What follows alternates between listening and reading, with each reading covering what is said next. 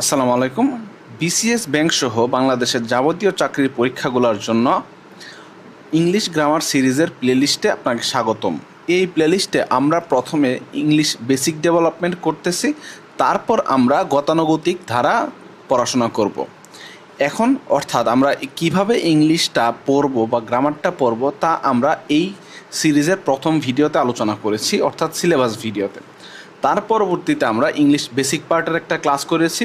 তারপর ভার্বের পুরো অংশটার মধ্যে আমরা finite verb, non finite verb সহকারে এই অংশটা কমপ্লিট করেছি এবং পরবর্তীতে নন ফাইনাইট ভার্বের জেরান, পার্টিসিপল, ইনফিনিটিভ এগুলো কমপ্লিট করেছি। আজকে আমাদের ক্লাস হবে এক্সট্রা আরও কিছু ভার্ব আছে এবং কনজুগেশন অফ ভার্ব এই টপিকটা। চলুন আজকের এই ভিডিওটা শুরু করা যাক। তবে আপনাকে একটা কথা বলে রাখি, এই ভিডিওটা যখন আপনি দেখতেছেন আমি ধরে নিব আপনি পূর্বের ভিডিওগুলো দেখে আসছেন। যদি আপনি দেখে না থাকেন তাহলে আপনি সেগুলো দেখে তারপর আজকের ভিডিওটা দেখবেন। কারণ হলো ওই ভিডিওগুলোর সাথে আজকের ভিডিওটা কিছুটা কানেক্টেড আছে, যদিও সবগুলো আমি বলেছিলাম যে একটার সাথে আরেকটা কানেক্টেড, আজকেরটা কিছুটা কানেক্টেড আছে। তো এই বিষয়গুলো আমি ধরে নিচ্ছি যে আপনি ভিডিওগুলো দেখে তারপর এখানে আসছেন। আর এমনিতেও আমাদের gerund, participle, infinitive, phrase, clause, appositive এগুলো আমাদের অবশ্যই লাগবে। তো আপনি সিরিয়ালি সবগুলো ভিডিও দেখবেন বলে আমি আশা করতেছি। চলুন শুরু করা যাক ভার্ব। এখন ভার্বের মধ্যে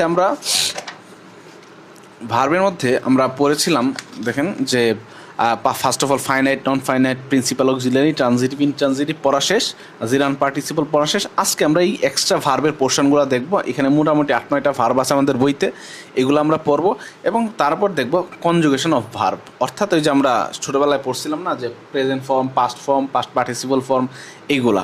এখন এইগুলা পড়লে এগুলো কিন্তু আমাদের প্রয়োজন আছে, কারণ এই আমরা বিভিন্ন কয়েকটা আমরা দেখব, বেশি সবগুলো দেখব না, আমরা কিছু দেখব যেগুলো আসলে আমাদের ফ্রিকোয়েন্টলি ভুল করি, যেমন ফল, ফেল এগুলো আসে না বিষয়, এই বিষয়গুলো আমরা ভুল করি, এগুলো দেখব। তো চলুন শুরু করা যাক আমাদের এই এক্সট্রা ভার্বের পোর্শনগুলোতে। আমরা মাস্টার বই থেকে পড়তেছি এটা, তো এইটার credit master Jahangir Alam sir কাছে যাবে।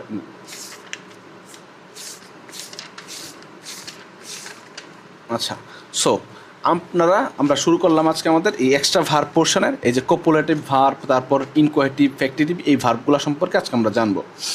আচ্ছা, এই ভার্বগুলো জানার আগে আমরা একটু চেষ্টা করেছি যেন আমাদের মুখস্থ করা না লাগে আর কি। তো মুখস্থ করা না লাগলে আমাদের তো একটু কানেক্ট করতে হবে। তো আমরা প্রথম ক্লাসে দেখেছিলাম কমপ্লিমেন্ট। আমি এখন কমপ্লিমেন্টে কী পড়েছিলাম তা সম্পূর্ণ আমি শিট উল্টাবো না, কারণ আমি ধরে নিচ্ছি আপনি পড়ে আসছেন এবং আপনি জানেন কমপ্লিমেন্টে আমরা কী পড়েছিলাম।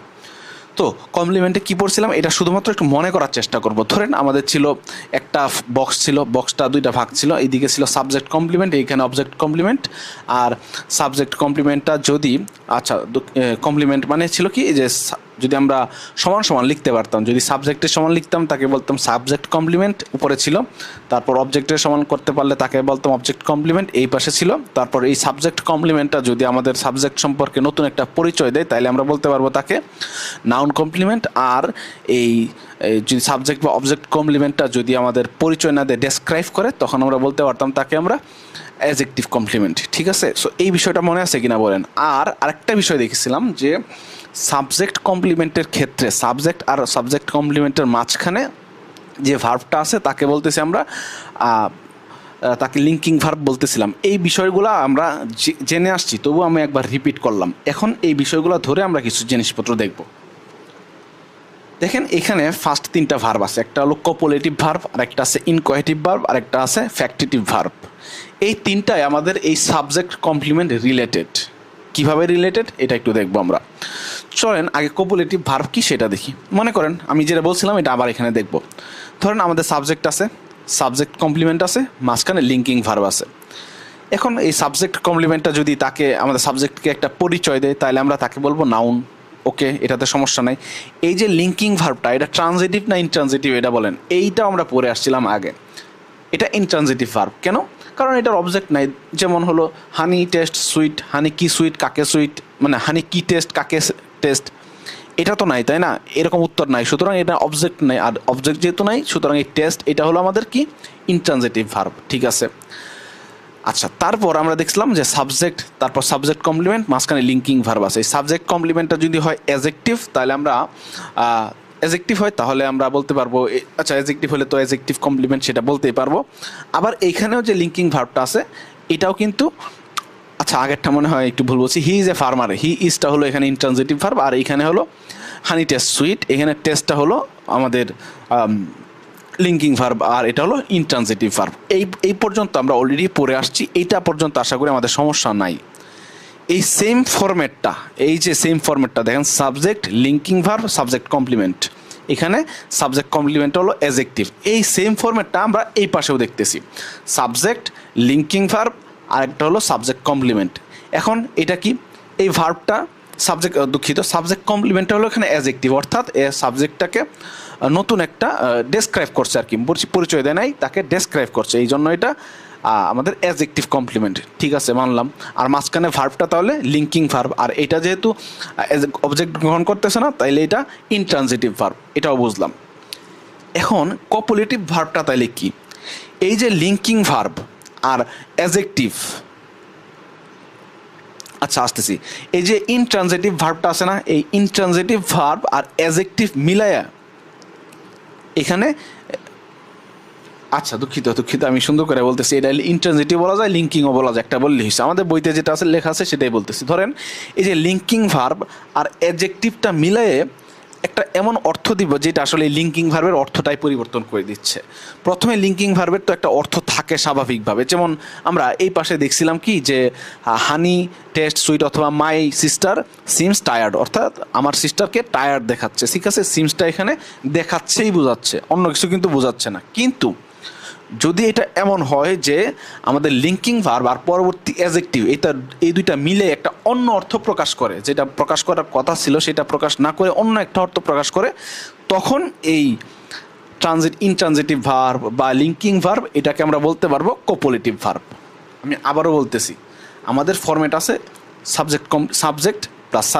সাবজেক্ট প্লাস দুঃখিত সাবজেক্ট এবং তারপরে আছে সাবজেক্ট কমপ্লিমেন্ট, মাঝখানে আছে লিঙ্কিং ভার্ব। ওকে, আর এই সাবজেক্ট কমপ্লিমেন্টটা নাউন, এক্ষেত্রে আমার ঝামেলা নাই।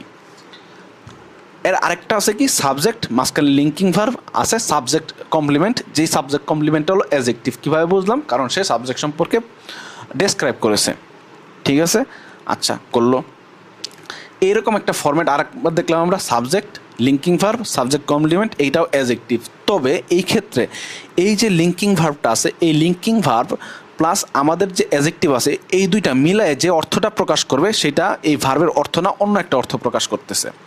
এই ক্ষেত্রে আমরা এই লিঙ্কিং ভার্বটাকে বলবো কোপুলেটিভ ভার্ব। কিন্তু এই ক্ষেত্রে আবার এই যে এখানে যে আছে আমাদের কমপ্লিমেন্টের, এখানে আবার অন্য কোনো অর্থ প্রকাশ করবে না, এটা সিম্পল যে অর্থ প্রকাশ করার কথা সেটাই প্রকাশ করবে। এখন এক্সাম্পল দেখলে বিষয়টা ক্লিয়ার হবে। দেখেন,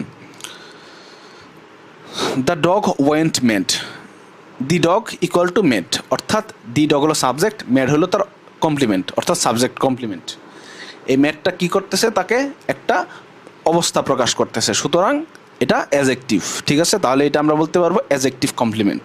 তাহলে সাবজেক্ট আর সাবজেক্টের মাঝখানে যেটা থাকবে তাকে বলবো আমরা লিঙ্কিং ভার্ব। ওকে, এটা আবার একটা ইনট্রানজিটিভ ভার্ব, কারণ কি ওয়েন্ট কাকে ওয়েন্ট আনসার নাই, সুতরাং এটা ইনট্রানজিটিভ ভার্ব। অর্থাৎ এই লিঙ্কিং বা ইনট্রানজিটিভ ভার্বের সাথে আচ্ছা এই মেডটা যুক্ত হয়ে অন্য একটা অর্থ প্রকাশ করতেছে। কেমনে, ওয়েন্ট অর্থ কি, যাওয়া, গো অর্থ যাওয়া, কিন্তু এখানে পুরোটা দেখেন যে পুরোটা অর্থ যদি দেখি যে দ্য ডগ ওয়েন্ট মেড, অর্থাৎ কুকুরটা পাগল হয়ে গেছে, তার মানে এখানে কি যাওয়া অর্থ প্রকাশ করতেছে যে সে যাচ্ছে এখান থেকে অন্য জায়গায়, এমন কিন্তু না, অর্থাৎ এটা পুরা সেন্সটাকেই বদলাই দিছে। দ্য ডগ ওয়েন্ট মেড, এই যে সেন্সটা বদলাই দিল বা অর্থটা বদলাই দিল, এই জন্য এইটা হলো আমাদের একটা কোপুলেটিভ ভার্ব। আবার মাই ড্রিমস কেম ট্রু, কেম অর্থ কি, আশা, ঠিক আছে, কাম অর্থ আশা, সমস্যা নেই। এখানে তাহলে আমরা বলতে পারবো my dream equal to true, তাহলে my dream equal to true হলে মাই ড্রিমটা এখানে সাবজেক্ট সমান আমরা বলতে পারছি, সুতরাং এটা সাবজেক্ট কমপ্লিমেন্টের এটা কি করতেছে, অবস্থা প্রকাশ করতেছে, অর্থাৎ ট্রু নাকি ফলস, অর্থাৎ অবস্থা প্রকাশ করতেছে, সুতরাং এটা অ্যাডজেক্টিভ। ঠিক আছে, এটা অ্যাডজেক্টিভ কমপ্লিমেন্ট। এখন এখানে কেম যে অর্থটা আছে আশা, এখন এই যে পুরাটা অর্থ আছে মাই ড্রিম কেম ট্রু, এখানে কি পুরো অর্থটা প্রকাশ করতেছে যে আমার আমার ড্রিম আসতেছে সত্য, এরকম কিছু বলতেছে না। এটা পুরোটা অর্থ হলো আমার ড্রিম সত্যি হয়ে গেছে। অর্থাৎ এখানে কেমের যে অর্থটা ছিল অরিজিনাল, সেটা বদলায় অন্য একটা অর্থ দিচ্ছে। তাই আমরা বলতে পারতেছি যে এখানে কেমটা হলো কোপোলেটিভ ভার্ব। আশা করি বুঝতে পারছেন কোপোলেটিভ ভার্ব জিনিসটা কি। আবার আমরা যদি দেখি মাই সিস্টার অ্যাপিয়ার্স টায়ার্ড, অর্থাৎ my sister equal to tired এটা বলতে পারি। টায়ার্ড এখানে একটা সাবজেক্ট কমপ্লিমেন্ট, আবার যেহেতু অবস্থা প্রকাশ করতেছে সুতরাং সে হবে একটা অ্যাডজেক্টিভ কমপ্লিমেন্ট, বুঝলাম। আর মাঝখানেরটা হলো লিঙ্কিং ভার্ব। এখন এই যে সিমস টায়ার্ড, লিঙ্কিং ভার্বের অর্থটা এখানে কি? অর্থটা হলো আমার সিস্টারকে টায়ার্ড দেখাচ্ছে। অরিজিনালি এটার অর্থ কিন্তু দেখাচ্ছে বা মনে হচ্ছে এইটাই বোঝাচ্ছে, তাই না? তাহলে অর্থটা কিন্তু চেঞ্জ করে নাই, সুতরাং এটা শুধুমাত্র এখানে লিঙ্কিং ভার্বেই, এটা এখানে কোপোলেটিভ ভার্ব না। আশা করি ধরতে পারছেন বিষয়টা। তারপর আসি ইনকোয়েটিভ ভার্বের কাছে, একটু জুম করি, ওয়েট, মনে হচ্ছে কম দেখা যাচ্ছে।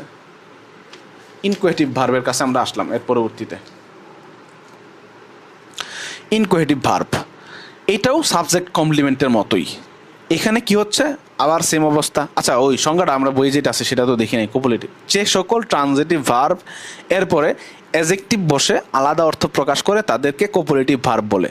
এই যে আমরা যা বলছিলাম তাই, এখানে এগুলোকে লিঙ্কিং ভার্ব ধরা হয়।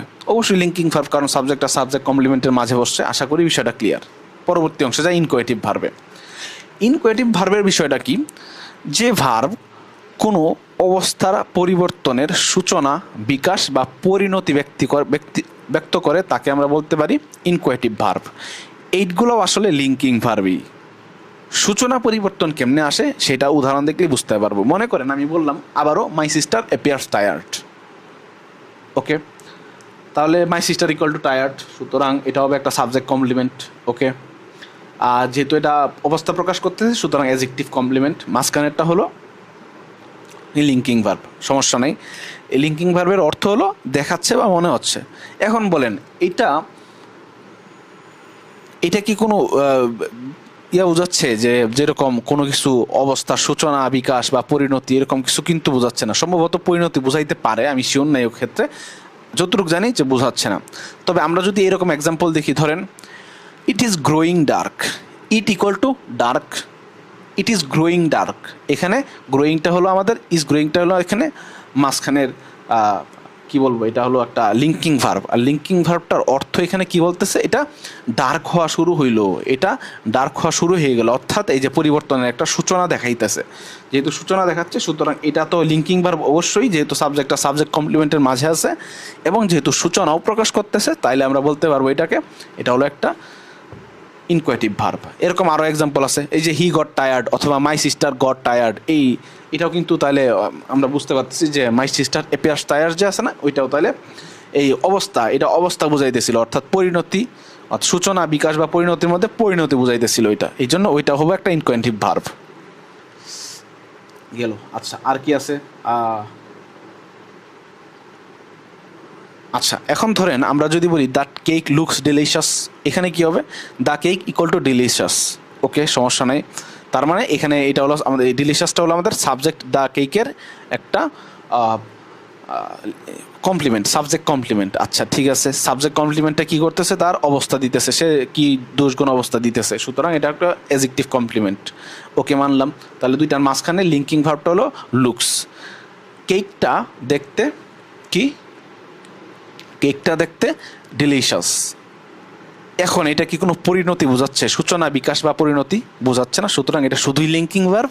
আর এই ক্ষেত্রে ধরেন আমরা বললাম যে হি হ্যাজ ফলেন স্লিপ, এই যে হি হ্যাজ ফলেন এটা কি করলো, এটা কিন্তু পরিণতি বোঝাচ্ছে, ঠিক আছে। সো এই ক্ষেত্রে এইগুলাকে আমরা ইনকোয়েটিভ ভার্ব বলবো, যদি সেই লিঙ্কিং ভার্বটা পরিবর্তনের সূচনা, বিকাশ বা পরিণতি বোঝায় তাহলে তাকে আমরা ইনকোয়েটিভ ভার্ব বলতে পারবো। যেমন যে ভার্ব কোনো, আচ্ছা এটা তো হইলই, তাহলে আমরা বললাম এটা।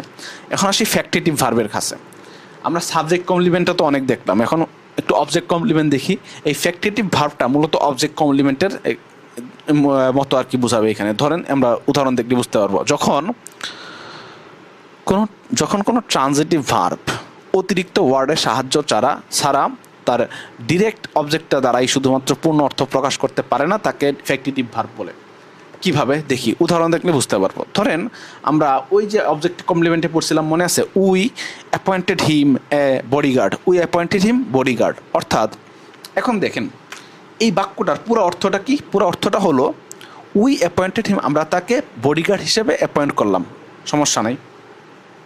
কিন্তু আমি যদি আপনাকে বলি উই অ্যাপয়েন্টেড হিম, তাহলে কি এই পুরো বাক্যটার অর্থ প্রকাশ পাচ্ছে? পুরো বাক্যের কিন্তু অর্থ প্রকাশ পাচ্ছে না। আমরা তাকে অ্যাপয়েন্ট করলাম, কি হিসেবে অ্যাপয়েন্ট করলাম? বডিগার্ড হিসেবে অ্যাপয়েন্ট করলাম। পুরো বাক্যের অর্থ এখন প্রকাশ পাইতেছে বডিগার্ড যখন অ্যাড করতেছি আমরা, ঠিক আছে? সো এই ক্ষেত্রে অর্থাৎ আমাদের এখানে ফার্স্ট অফ অল দেখেন উই অ্যাপয়েন্ট, আমরা একটু দেখি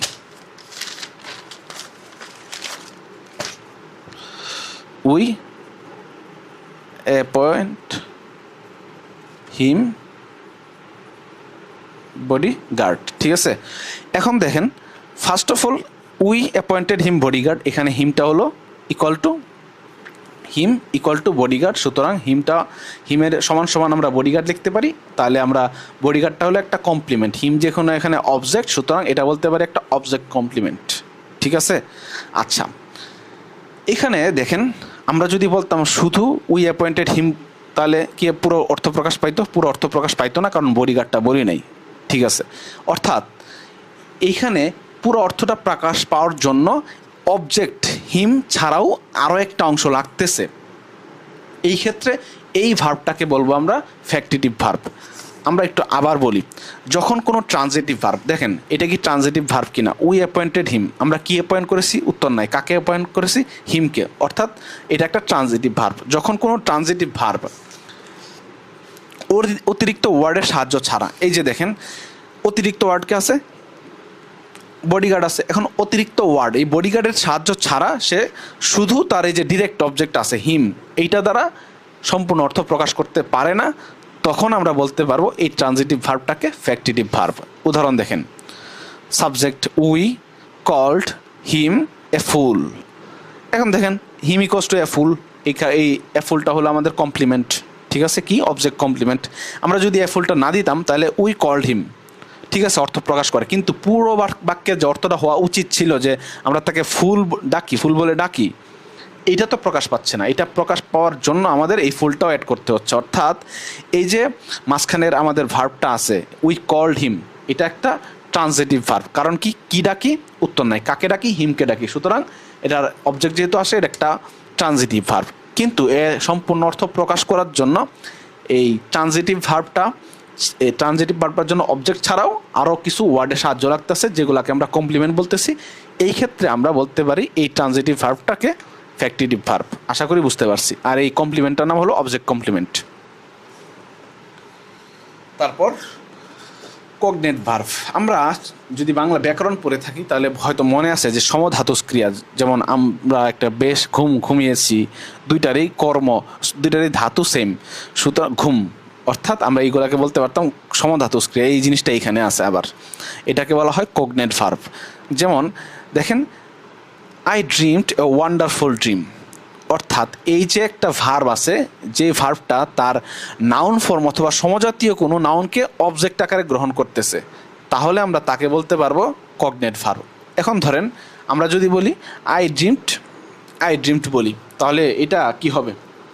আই ড্রিমড, কি ড্রিম? কাকে ড্রিম? আনসার নাই, সুতরাং এটা একটা ইনট্রানজিটিভ ভার্ব। বুঝলাম।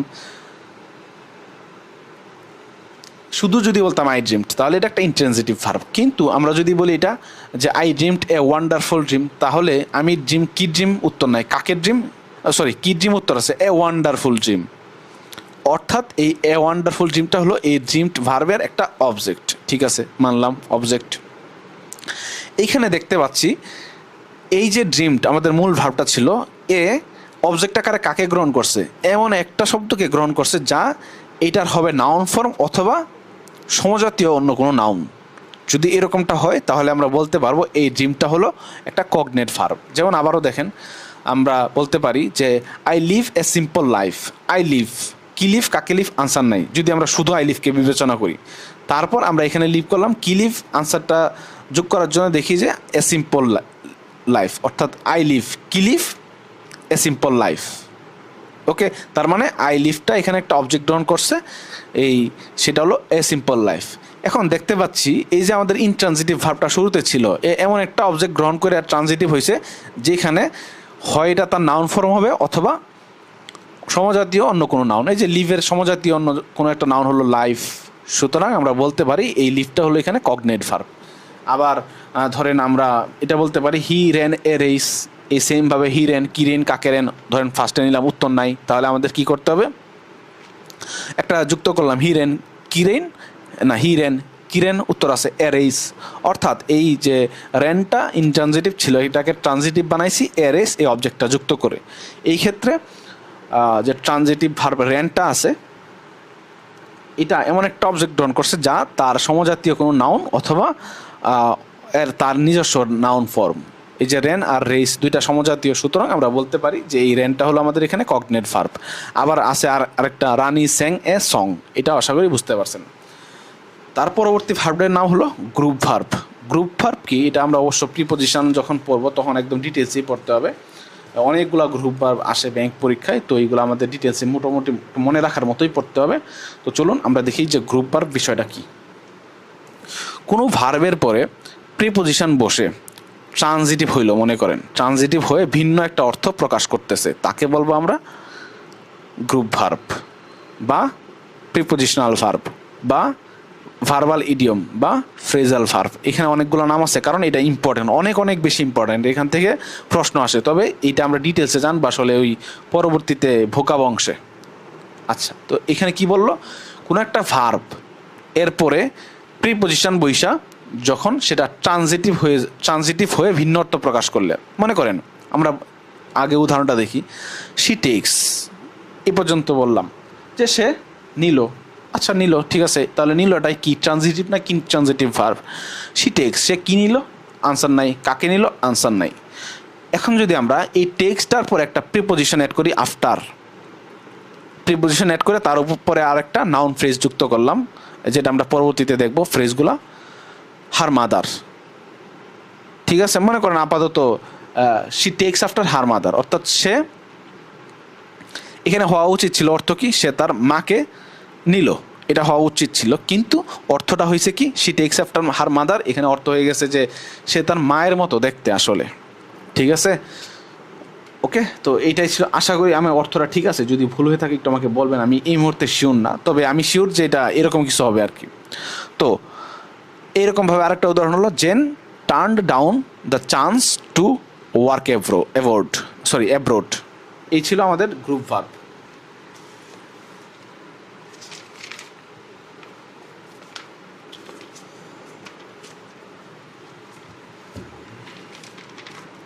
এখন আমরা দেখব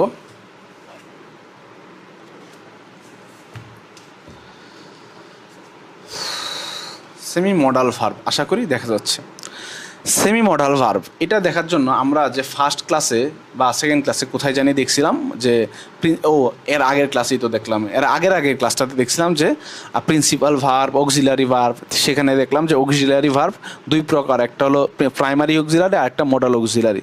মডাল অক্সিলারির মধ্যে কী কী ছিল, can, could, may, might, shall, should, will, would, must, need, dare, used to, ought two.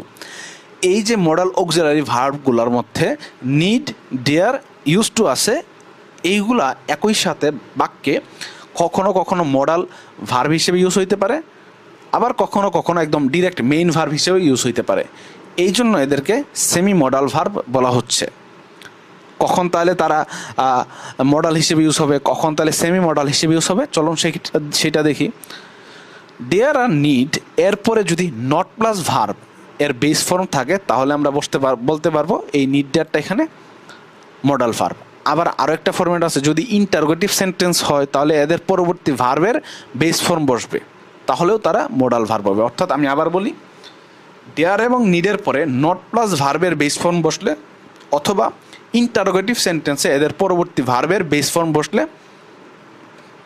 Modal verb বলা হবে। এক্সাম্পল দেখি, he dare not touch me, he dare, এই যে ডেয়ার অথবা নিড, এরপরে কি আছে, নট প্লাস ভার্বের বেস ফর্ম টাচ, সুতরাং এই ক্ষেত্রে এটা হবে আমাদের মডাল ভার্ব। আবার how dare you touch me, এটা কি একটা ইন্টারোগেটিভ সেন্টেন্স এবং এরপরে আমাদের ভার্বের দেখেন বেস ফর্ম বসছে, অর্থাৎ ডেয়ার আর টাচেস হয় নাই, সুতরাং এটা বলতে পারবো এটাও ডেয়ার এখানে আমাদের মোডাল ভার্ব।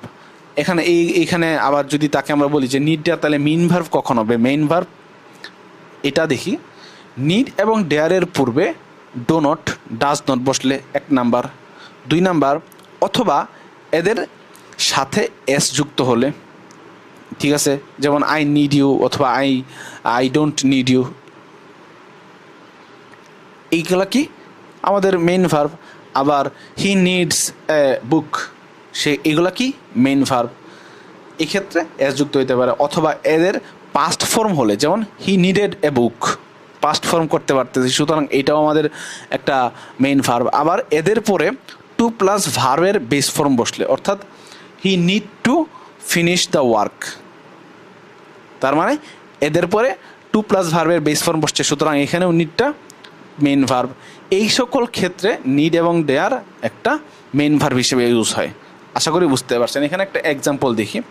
এক্সাম্পল তো অনেকগুলো আছে, দেখেন হি ডেয়ার নট টাচ মি, এখানে ডেয়ারটা কি? তাহলে আপনি তো বলবেন আচ্ছা ঠিক আছে, আমরা তো জানি যে নিড ডেয়ার ইউজ টু, এখানে এগুলো হলো এটা সেমি মডাল ভার্ব। কারণ কি, এটা মেইন ভার্ব হিসেবে ইউজ হতে পারে, এটা মডাল ভার্ব হিসেবে ইউজ হতে পারে। তাহলে আপনি তো এই যে দেখেন শুরুতে সেমি মডাল ভার্ব দেওয়া আছে, দাগাই দিবেন, কিন্তু এটা তো হবে না। কারণ কি, আমরা স্পেসিফিকভাবে একটা বিষয়ের কথা অনেকগুলা ক্লাসে দেখেছি যে এটা স্পেসিফিকভাবে যদি আরও কোনো কিছু বোঝায় তাহলে ওইটার নাম হবে ওই রকম। ধরেন এটা উদাহরণ দিয়ে এরকম, ধরেন মানুষ, একটা যে কোনো মানুষের আমরা মানুষ বলি ফার্স্ট অফ অল, তারপর বলি সে মনে করি এশিয়ান, আরেকজন আছে আফ্রিকান, তারপর আমরা তাকে বললাম যে সে নাইজেরিয়ার, আর যদি বলি বাংলাদেশি, ঠিক আছে। আমরা এখন একটা মানুষকে এখন যে কোনো, ধরেন একটা বাংলাদেশি মানুষ আর একটা আফ্রিকান মানুষ, দুজন কাছাকাছি আছে, আমরা কি দুজনে যদি এই বলি এই মানুষ এদিকে আসো যদি বলি, তাহলে দুজনেই চলে আসবে না? দুজনেই চলে আসবে। কিন্তু এই ক্ষেত্রে আমরা যদি বলি এই বাংলাদেশি তুমি এদিকে আসো, তাহলে শুধু বাংলাদেশি কে আসবে? তার মানে সে তো প্রথমে মানুষ, তারপরে সে বাংলাদেশি, তাই না? বুঝতে পারছেন? সে প্রথমে মানুষ, তারপরে সে এশিয়ান, তারপরে সে বাংলাদেশি একদম। তাহলে তার স্পেসিফিকভাবে তার নামটা কি? সে একটা বাংলাদেশি মানুষ।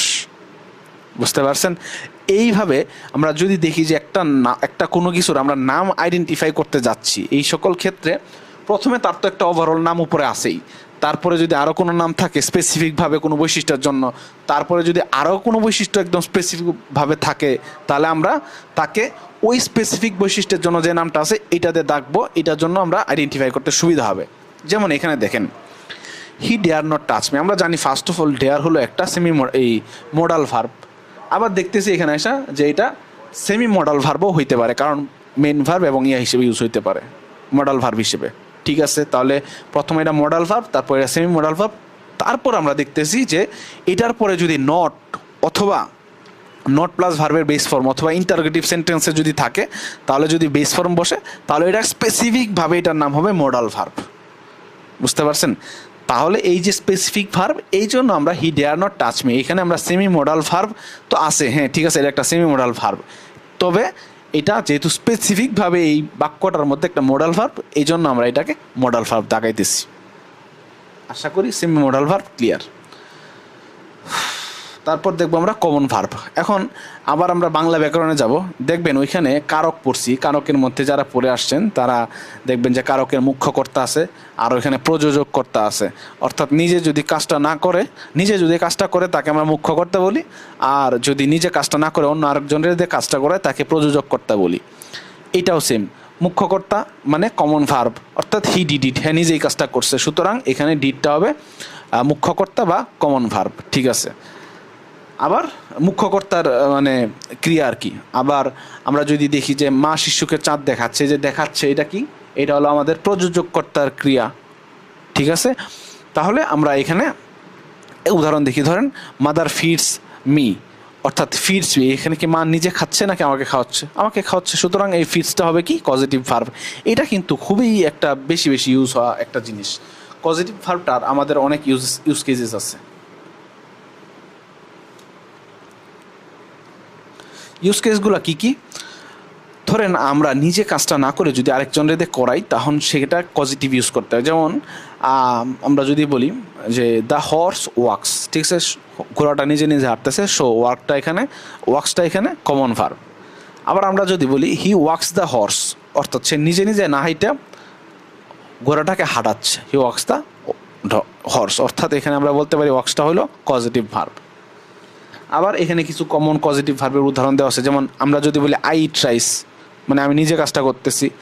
তবে আমরা যদি বলি আই ফিড দ্য ডগ, আমি কিন্তু ডগটাকে খাচ্ছি না, আমরা ডগটাকে খাওয়াচ্ছি, ঠিক আছে। এরকমভাবে ডাইভ হলো ডুব দেওয়া, ডিপ হলো ডুবানো, ডিআইবি ডাইভ ডুব দেওয়া, ডিপ ডুবানো। লার্ন শেখা, টিচ শেখানো, আই লার্ন দ্য চ্যাপ্টার, এই যে দেখেন আমি যেমন লার্ন করছি এটা আগে, তখন আপনাকে আমি তারপর টিচ করতেছি, অর্থাৎ I am teaching this chapter. এইভাবে আমাদের অনেকগুলো আছে, ফল, ফেল, লাই, লে ইত্যাদি, এগুলো আমরা পজিটিভ ভার্ব। আবার আছে know, inform, see, show, remember, remind, rise, RISE rise আমি উঠা, রেইজ উঠানো, আরআইএসি রেইজ উঠানো, সিট বসা, সেট বসানো। আশা করি এগুলা ক্লিয়ার মোটামুটি। তবে যেই সকল ভার্বের পজিটিভ ফর্ম নাই, যেরকম যে সিটা তো আমরা শোতে বুঝাইতে পারতেছি, যে সকল ভার্বের পজিটিভ ফর্ম নাই সেগুলোর ক্ষেত্রে তাদের পূর্বে হ্যাভ, গেট, মেক ইত্যাদি বসিয়ে পজিটিভ ভার্বের অর্থ প্রকাশ করা হয়। যেমন mother makes me take the medicine, অর্থাৎ এখানে টেক যে আছে, অর্থাৎ এই ধরেন মাদার টেক্স দ্য মেডিসিন, ঠিক আছে, মা নিজেই মেডিসিনটা নিল। এই ক্ষেত্রে যদি বলি যে মা আমাকে মেডিসিনটা নেওয়ালো, কারণ আমি খাইতেছি না, আমাকে জোর করে খাওয়ানো হচ্ছে মেডিসিনটা, এই ক্ষেত্রে কি বলবো, mother makes me take the medicine. আচ্ছা, তারপর I shall get the work done by him, এটাও উদাহরণ হয়। ওকে, সো এই বিষয়গুলো আমরা এখানে পাচ্ছি। সর্বশেষ আছে আমাদের হাতে স্ট্যাটিভ ভার্ব। স্ট্যাটিভ ভার্বটা কি, এটা আসলে আপনারা দেখে বুঝতে পারবেন না যে এটা আসলে একটা ভার্ব। তো এটা কেন বুঝতে পারবেন না, কারণ এই ভার্বটা বাহ্যিকভাবে কোনো কাজ না বোঝায়, এটা একটা অবস্থা বোঝায়, অর্থাৎ স্টেট বোঝায়, তাই আমরা এটাকে স্ট্যাটিভ ভার্ব বলি। এটার কয়েকটা রকম আছে, মনে করেন state of perception, state of perceiving বা ভার্ব অফ পারসেপশন। আমি আবার বলতেছি, স্টেট অফ পারসিভিং বা ভার্ব অফ পারসেপশন, মানে আমাদের দৃষ্টিভঙ্গির রিলেটেড। তারপর হলো স্টেট অফ মাইন্ড বা ইমোশনাল স্টেট, অর্থাৎ নন প্রগ্রেসিভ ভার্ব, এটা স্টেট অফ মাইন্ড বা ইমোশনাল স্টেট। তারপর স্টেট অফ বিং, অর্থাৎ আমরা আছি, আমরা হই, এরকম কিছু, এগুলো লিঙ্কিং ভার্ব আকারে কাজ করে। আবার স্টেট অফ ইভেন্ট, এগুলো আসলে অ্যাকশন ভার্ব অথবা ইভেন্ট ভার্ব। চলেন উদাহরণ দেখলে আশা করি ক্লিয়ার হবে। স্টেট অফ পারসিভিং, পারসিভিং মানে কি, আমরা পারসেপশন করতেছি, আমরা ধারণা করতেছি যে এটা কীরকম হইতে পারে। যেমন হানি টেস্ট সুইট, এখন আপনি বলেন আমার এই কথার মাধ্যমে কি আপনি এটা বুঝতেছেন যে কেউ হানি টেস্ট করতেছে? না, আমরা অনুধাবন করতেছি যে হানি যদি টেস্ট করা হয় তাহলে এটা সুইট হবে, অর্থাৎ এটা একটা স্টেট বোঝাচ্ছে। সুতরাং এখানে এটা হবে স্টেট অফ পারসেপশন। আবার দ্য রোজ স্মেলস সুইট, এখন আপনি বলেন এখানে কি কেউ স্মেল করতেছে রোজটাকে? না, এই রোজটাকে স্মেল করতেছে না, কিন্তু আমরা জানি যে আমরা যদি রোজটাকে স্মেল করি তাহলে সেটা সুইট বা মিষ্টি হবে, অর্থাৎ এটা আমাদের একটা পারসেপশন। আবার আই ফিল টায়ার্ড, এখন আমি তো মনে করেন একটা বিশাল বড় কাজ টাজ করে এখন টায়ার্ড হয়ে গেছি, এখন এই যে ফিল, এটা কি, এটা আমাদের একটা পারসেপশন না? এটাকে আমি বুঝাইতে পারবো যে দেখেন আমি টায়ার্ড ফিল করতেছি, মানে এটা কাউকে বোঝানো সম্ভব? এটা আমাদের একটা পারসেপশন, ঠিক আছে। আচ্ছা, স্টেট অফ মাইন্ড বা emotional state, everybody loves his mother, loves যে আছে, এখন এটা কি লাভ আছে, এটা কি দেখা যাচ্ছে? না, এটা আমরা জানি যে আচ্ছা ঠিক আছে, এটা একটা ইমোশনাল স্টেট, আমরা সবাই মাদারকে লাভ করি, ঠিক আছে। সো এই বিষয়টা, অর্থাৎ আবার I often forgot your name, এই যে ফরগট, এটা আমি কি এখন ফরগেট করে ফেলছি, বা আমি কি কাউকে দেখাইতে পারতেছি যে আমি ফরগেট করে ফেলছি? দেখাইতে তো পারতেছি না। সুতরাং এটা আবার state of mind. State of being অথবা লিঙ্কিং ভার্ব হিসেবে যেরকম কমপ্লিমেন্টের মধ্যে ইউজ হয়, সাবজেক্ট আর সাবজেক্ট কমপ্লিমেন্টের মধ্যে, যেমন we are Bangladeshi, we equals to Bangladeshi, এখানে লিঙ্কিং ভার্বটা আছে। এখন আর এটা কি, আমরা কি এখন বাংলাদেশি হইতেছি, এটা কি কোনো কাজ করতেছি? কাজ করতেছি না, এটা একটা স্টেট অফ বিং আকারে ইউজ আছে। তারপর কি, হি ইজ এ ব্রেভ বয়, যে হি ইজ এ ব্রেভ বয়, সে হয় ব্রেভ বয়, এখন এই হওয়ার কাজটা সে কি এখন করতেছে আমার সামনে কোনো কিছু করে? না। আবার I remain silent all along, এটাও একটা আমাদের স্টেট অফ বিং। তারপর আছে স্টেট অফ ইভেন্ট, অর্থাৎ অ্যাকশন ভার্ব বা ইভেন্ট ভার্ব, যেমন he goes or he is going to school, এইটা স্টেট অফ ইভেন্ট বা একটা অ্যাকশনকে বোঝাচ্ছে। এইটা একটু মনে হতে পারে যে এটা তো হচ্ছে, তাহলে এটা কেন স্টেট অফ ভার্ব, এটা একটু আমরা মনে রাখার চেষ্টা করবো। এটা আমি এক্সাক্ট রিজনটা জানি না, যেমন এরকম আছে লাভ, ইট, নো, ডু, এগুলা। তো এই ছিল আমাদের যে সকল ভার্বগুলো থাকার কথা। এক্সট্রা ভার্ব অপশান ছিল কী কী আছে আমাদের? Copulative, inchoative, factitive, cognate, group verb, তারপর হলো semi modal verb, common, positive, আর হলো স্ট্যাটিভ ভার্ব। গেল। আমরা বলেছিলাম যে এখানে আমরা কনজুগেশন অফ ভার্ব এটাও পড়ব। এখন 1 মিনিট একটু রেস্ট নিই, অত্যন্ত কষ্ট হয়ে গেছে, সারাদিন অনেকগুলো রেকর্ড করা হচ্ছে। তো কনজুগেশন অফ ভার্ব এটা এক কথায়, একদম সিম্পল কথায় এটাকে আমরা বলে দিতে পারবো। ওই যে ছোটোবেলায় পড়ছিলাম ভার্বের present form, past form, past participle form, এইগুলা। এখন এইগুলো আপনি কি করবেন, এগুলো আমি এখানে একবার রিডিং দিব জাস্ট। আপনার যদি মনে হয় আপনি দেখবেন, দেখতে পারেন, না দেখলে এটা স্কিপ করতে পারেন, কারণ এখানে কিছু কিছু জিনিসপত্র আছে যেটা আমরা আসলে ভুল করতে পারি বা ভুল করার সম্ভাবনা আছে। যেমন এওয়েক, AWAKE, এওয়েক, ওক, ওকেন গেল। তারপর বিয়ার, বহন করা, বিয়ার অর্থ প্রসব করা, প্রসব, বিয়ার অর্থ বহন করা, বিয়ার প্রসব করা। এটার পাস্ট ফর্ম হলো BORE, বোর। আর যদি সেটা বহন করা বোঝায় তাহলে হবে বোর্ন, BORNE, বোর্ন। আর আমরা যদি এটা প্রসব করার আমরা পাস্ট পার্টিসিপল ফর্ম দেখি তাহলে সেটা হবে বর্ন। এই যে বর্ন, BORN, এটা আমি জানতাম না, এটা আমি এখানে জানলাম। ঠিক আছে। তারপর বাইড অর্থ আদেশ করা, BAD, বেইড। তারপর BIDDEN, বাইডেন, বিডেন সম্ভবত এটা। তারপর বাইট, কামড়ানো। বিট হলো আমাদের পাস্ট ফর্ম, তারপর পাস্ট পার্টিসিপল ফর্ম হলো বিটেন অথবা বিট নিজেই। ব্লিড, রক্ত বের হওয়া, BLEED, ব্লিড। তারপর পাস্ট ফর্ম হলো BLED, ব্লিড, BLED, ব্লিড, এটা পাস্ট পার্টিসিপল ফর্ম। তারপর বিগেট অর্থ উৎপন্ন করা, begot, begotten. The present form of beset, এটা তাহলে কী হবে? BSEECH, BSEECH। আচ্ছা, তারপর দেখি চাইল্ড, CHIDE, চাইল্ড, তিরস্কার করা। এর past form CHID, chid, CHIDDEN, chidden. তারপর ডিল অর্থ আমাদের ব্যবহার করা। ডেল্ট, DEALT, ডেল্ট, DEALT, ডেল্ট, দুইটাই সেম। ডিগ, খনন করা, ডাক, ডাক, এটা আমরা জানি। ক্লিভ অর্থ চিরে ফেলা, CLEAVE, ক্লিভ, চিরে ফেলা। এটার past form cleft, CLEFT, cleft, CLEFT, cleft. Cling, লেগে থাকা, CLING, ক্লিঞ্চ। এর past form CLUNG, clung, CLUNG, clung, এটা এর পাস্ট পার্টিসিপল ফর্ম ও। তারপর ক্লথ অর্থ কাপড় পরা, ডোন ইয়োর ক্লথ, CLOTH, ক্লথ, বানানটার জন্য আমি দাগাইছি CLOTH, ক্লথ। আর এটা পাস্ট ফর্ম হলো ক্লথ আর ক্লথ। ড্রিঙ্ক, এটা আমার অনেক পেস লেগে যায়। ড্রিঙ্ক অর্থ পান করা, এর পাস্ট ফর্ম হলো ড্র্যাঙ্ক, DRANK, ড্র্যাঙ্ক। আর পাস্ট পার্টিসিপল ফর্ম হলো ড্রাঙ্ক, DRUNK, ড্রাঙ্ক। ডুয়েল অর্থ বাস করা, ডুয়েল্ট, ডুয়েল্ট। আর আমরা ডাইং, DIE, ডাই অর্থ মারা যাওয়া। আর DYE, ডাই অর্থ রং করা। একটু ভালো করে বানানটা দেখবেন। DIE, ডাই, মারা যাওয়া, অর্থাৎ ডাই, ডাইড, ডাইড, সমস্যা নেই। আবার DYING, সরি, এটাও কিন্তু ডায়ের মধ্যেই পড়ে। তারপর ডাই অর্থ রং করা, DYE, ডাই অর্থ রং করা। এর পাস্ট ফর্ম হলো ডাইট, ডাইড, DYED, ডাইট, DYED, ডাইট। আসলে আমার কথা একটু আটকে যাচ্ছে, কারণ খুবই পরিশ্রম হচ্ছে, অত্যন্ত অনেক পরিশ্রম হচ্ছে এখানে। প্রায় 4-5 ঘন্টা যাবৎ কথা বলতে বলতে আমার অবস্থা খারাপ। সো এই জন্য একটু কষ্ট হচ্ছে আর কি। আপনারা আশা করি বুঝতে পারবেন। ফল, এটা আমার অনেক প্রবলেম হয়। ফল, FALL, ফল। পাস্ট ফর্ম FELL, ফল, FELL, fail, FELL, fail. Past participle form fallen, FALLEN, fallen. Feed অর্থ খাওয়ানো, FED ফিড, FEED ফিড অর্থ খাওয়ানো, এটা হলো প্রেজেন্ট ফর্ম। আর FED ফেড এটা পাস্ট পার্টিসিপল আর পাস্ট ফর্ম। ফেল, এই যে আমরা ফল দেখছিলাম না, ফল অর্থ পড়ে যাওয়া, এর পাস্ট ফর্ম ছিল ফেল আর পার্টিসিপল ফর্ম ফলেন।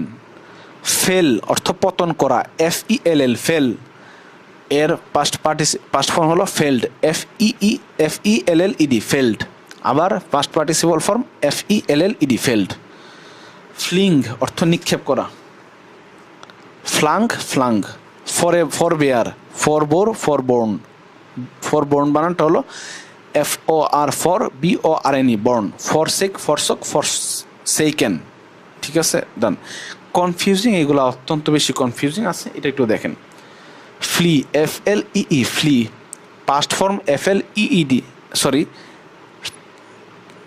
আমাদের ফ্লি দেখতেছি, FLEE flee, past form FLED fled, participle form FLED fled, done. Flow, FLOWED flowed, FLOWED fly, flown, fly, FLY FLEW flew অথবা ফ্লু। তারপর হলো ফ্লোন, FLOWN ফ্লোন। ওভারফ্লোড, ঠিক আছে, ডান। তারপর আর কয়টা আছে ভাই, শেষ হয় না, এখানে অনেকগুলো আছে, আমি ভাই এতগুলো বলার আর পাওয়ার নাই, শক্তি নাই। আপনি একটু দেখেন এখানে, এই যাদের আসলে দেখার প্রয়োজন আছে, আমার কাছে যেগুলো কঠিন মনে হয়েছে এইগুলো আমি এখানে দিয়ে রাখলাম, আপনি এখান থেকে দেখতে পারেন। আমরা একটু হ্যাংটা বলি, চলে গেল, এই যে হ্যাং, এটা একটু আমাদের প্রয়োজন আছে। HANG হ্যাং অর্থ ফাঁসি দেওয়া, HANGED হ্যাংড, HANGED হ্যাংড। আবার HANG হ্যাং অর্থ ঝুলানো, কোনো বস্তুকে ঝুলানো, এর past form HUNG Hang, past participle form. আর বাকিগুলো একটু দেখেন, এই যে লাই, এগুলো একটু প্রবলেম হইতে পারে, আশা করি দেখা যাচ্ছে, ডান। তারপর এই যে এই পেজটা দেখবো আমরা, একটু জুম আউট করে দিই, আশা করি দেখা যাচ্ছে। এই পেজের এই প্রবলেমগুলো আমার হয় ভালো রকম। আচ্ছা, তারপর এই পেজটা, তারপর এখানে রাইজ, অ্যারাইজ, রেইজ, রোজ, এগুলা। তো এই ছিল আমাদের আজকের ভিডিও।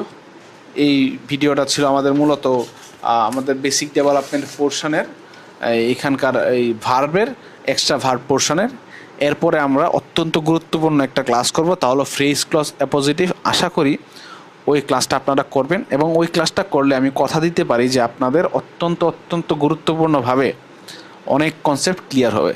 তো দেখা হচ্ছে সেই ভিডিওতে, ততক্ষণ পর্যন্ত ভালো থাকবেন। আসসালামু আলাইকুম।